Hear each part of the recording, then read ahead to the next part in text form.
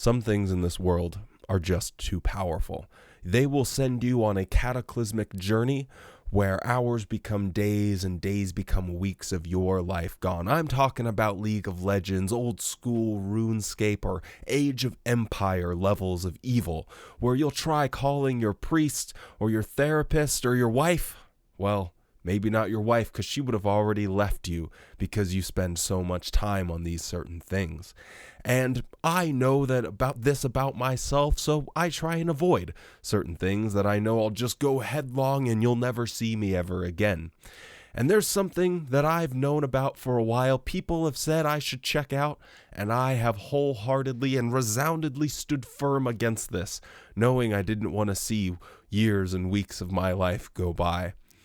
Until recently, I got sick, and I guess the antibiotics must have gone to my head, because I meandered into this myopic miasma of malignant malaise. That's a pretty good one.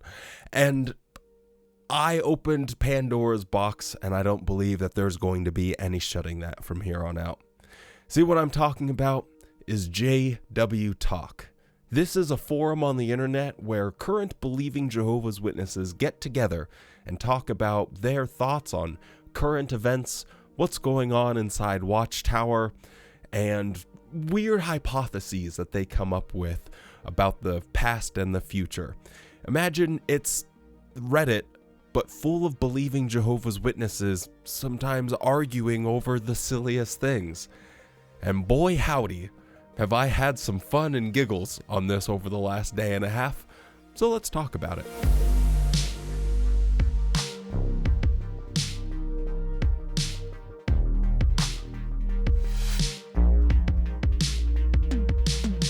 So our first topic here is actually proof that Jehovah's Witnesses do in fact partake in the smoking of marijuana or consuming of marijuana one way or another, because I don't know how else this whole thread is happening. It's still live and in action. I think the last update when I started recording this was about 15 minutes ago. So yeah, I'm not going to dox anyone or show you their usernames or anything like that. So I'll just put them over in this screen here. Okay, last night I think I had an epiphany. Did anyone actually think about the logistics of eating meat for Adam and Eve? What tools did they have? None? So how would they have ethically killed an animal? Perhaps they could have tried to stone it, but then how would they have cut it open without accidentally piercing the guts? Or cut out the meat without messing it up? Preparation was still needed, I'm sure. When did they learn to make fire? Obviously, eventually these logistics would have been satisfied, but until then, Jehovah gave them vegetation. No prep needed. Just pick up and enjoy, and spend time fulfilling Jehovah's command to be fruitful and fill the earth. Worry about cool new things, like eating meat later. It's so funny that they describe cool new things as eating meat. That's a cool new thing. Jehovah told them how they should be spending their time, more or less, and made it easy with his vegetation and fruit provision. Not only that, but imagine teaching a 5-year-old how to slaughter and gut a friendly and beautiful animal. Of course, we don't know how old they were, but I'd like to think mentally they were probably very young in comparison to us, and something like that would have been shocking to them. That could come much later. After all, they had forever, right? Just my musings from last night, but it all makes sense to me logistically why Jehovah set things up like that, and why we will continue to eat meat in the future. So essentially, he's trying to break down whether or not Adam and Eve ate meat in the Garden of Eden. Now, it was my understanding as a Jehovah's Witness that no one actually ate meat until after the flood, because there's a verse in Genesis 9 or something or another where it says, and God gave them every fruit that they, or not fruit, animal that they could start consuming as food. So that was what I kind of assumed, but I thought that someone during this whole thread of like 30 replies would have said, no, I think this is the case.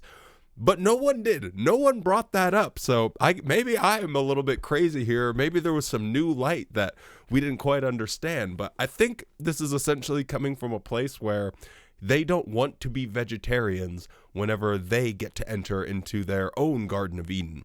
So Jehovah's Witnesses believe that they're not going to go to heaven, but actually be here on earth. and that once they're on earth, in paradise, they're going to have a peace with the animals. So they'll be able to have lions and tigers and snakes that won't eat meat anymore, but are going to be vegetarians because they're going to stop killing each other.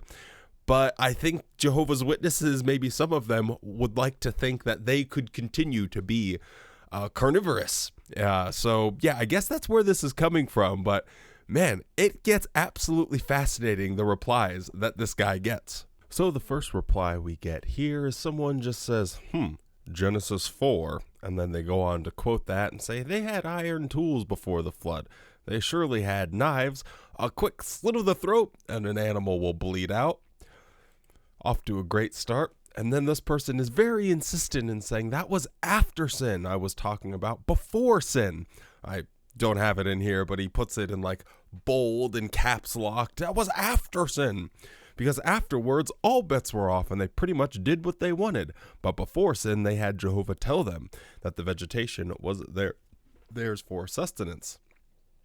And then again, someone said something else, and in bold and capitalized, no, this was after sin. I'm not counting anything post-sin as part of the theory. And then they have to go on and explain it a little bit more because, like I said, this is essentially Reddit where they're just stomping their feet in the ground like, no, you don't understand. This is really my theory. And then this next goofball really got me giggling because they go on to quote what it says in Genesis 3 and say, wouldn't you need fire to bake bread? For bread to have been mentioned, wouldn't they have had to know what bread was? Just some additional musings from last night to add to your food for thought. Well, I guess they must have had fire then if they already knew what bread was.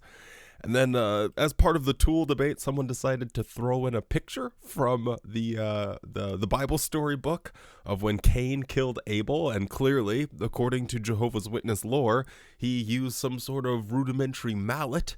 So therefore, they clearly had tools back then.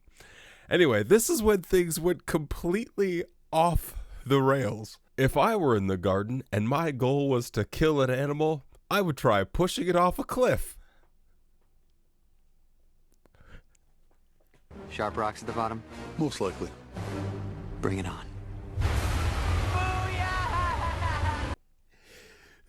So we have entered a new dimension now.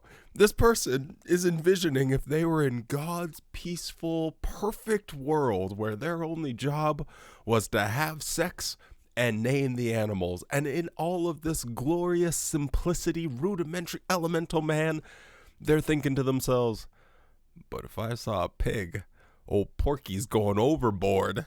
Like, what in the actual nonsense? So, but the replies to this is even crazier. Instead of asking, hey, do you need help? Do you need me to book you a therapist appointment? No, they say, in all the pictures I've ever seen that depicted the Garden of Eden, I've never seen any cliffs. The question isn't about, hey, that's a really messed up thing to say that in God's perfect paradise, you'd be cow tipping, except the cows would be on the edge of cliffs. They're like, well, in the Jehovah's Witness publications, I don't recall ever seeing any cliffs. And the next person to comment on this doesn't correct either one of them. They're just adding to this miasma. And they say, well, I've seen waterfalls. So here we are. Okay, now we're full into the lore. Well, there's a waterfall. Does a waterfall count for a cliff? Is a hot dog a sandwich? Who really knows anymore? So this next, the replies to this, it continues. Is that the earth or inside the Garden of Eden? So, as it turns out, the Garden of Eden probably wasn't on planet Earth. Now, it's important to note here that this reply was coming from a community manager, and this interchange is coming from one of the moderators of this forum. So these aren't just some whack jobs, and this isn't stuff that just hasn't been filtered out yet. These are discussions going on between the community managers and the moderators. And this is what they're talking about. On what basis would you say that there are waterfalls in every other place except the Garden of Eden? It's an artist's depiction, so it really doesn't matter. I once read a theory that said the Earth's atmosphere would certainly have changed radically after the flood, so maybe there were meat-like plants that we...